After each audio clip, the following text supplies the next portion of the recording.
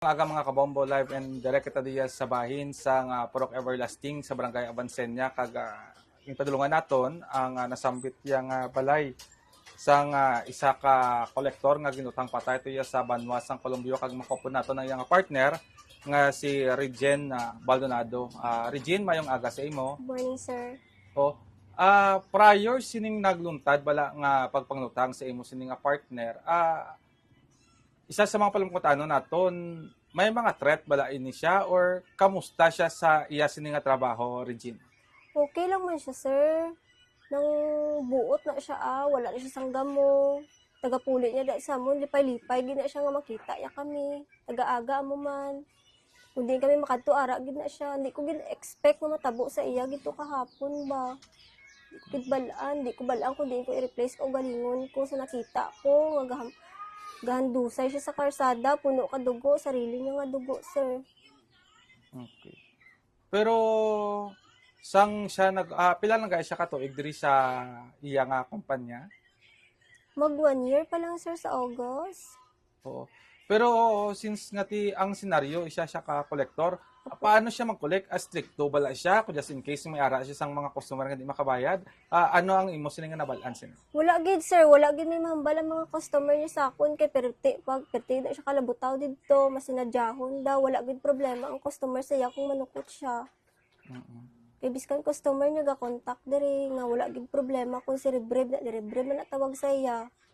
Wala gid daw problema kung manukot siya dito kay yamuhat, perti ka malipayon. So, din gani lapit sa Columbio ang ang lugar nga ging Sa may Mayo, sir. mga oras ganito? +2 ko na binabalaan, sir, kay ang sina is di pa nila tani pagsugid sa akon kay basi magpanik ko. Pero ang bali nila mga 10:30 daw patay na daw siya. Mga 12:30 na daw siya nakuha dito. Oo. Pero na may idea kamo kung pila ka bilog ang nagatambang sini sa iya o kung isa lang ka suspect ang nagtiro sa iya? Ang sugid sa akon is 3. Okay. Kay gidalian ang giguro na siya patyon kay manugbuhi daw estudyante. 3 daw. Pero sa bilang isa siya ka kolektor, estimated di lang mga pila ang amount usually ginadala niya nga kwarta o kung iya nga makolekta sini bago siya nga magrimit sa iya sini nga company. Gamay lang man kay kagapon do 5K man lang tong iya dala. 5K lang. Sa 5K nga na gid sila, magpatay gid sila. Pero itong 5K nga to estimated lang nga cash ginkuha to Japon sang mga Hindi ko balaan, sir, ba kung nakuha ba to or wala. May arab la ka mo bata sang imong partner? Yes po, isa po. Oo.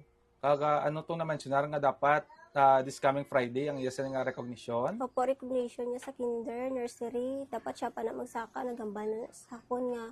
Absinan ko gid na mi ba? Kaya syempre, una-una ko pala nakita sa bata kung mag-moving up mo.